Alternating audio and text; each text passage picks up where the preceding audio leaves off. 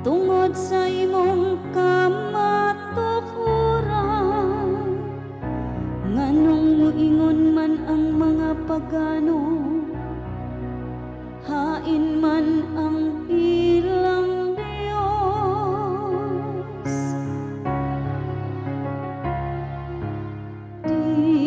Dili ka na kamo o Ginoo, kundi dili sa imong ngalan ihahatag ang himaya.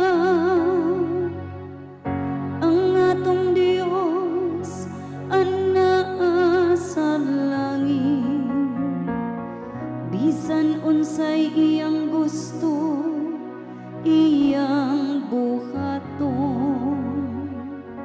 Ang ilang mga Diyos-Diyos, plata ug pulawan, mga binuhat sa kamot sa mga tawo.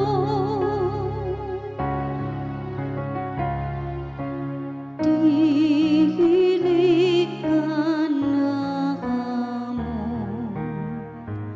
o Ginoo, kundi dili sa imong ngalan ihahatag ang himaya.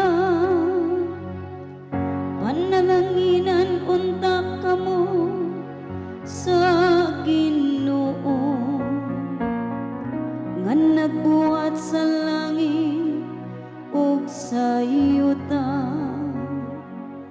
Ang langit mao'y langit sa Ginoo, apan ang yuta iyang gihatag ngadto sa mga anak sa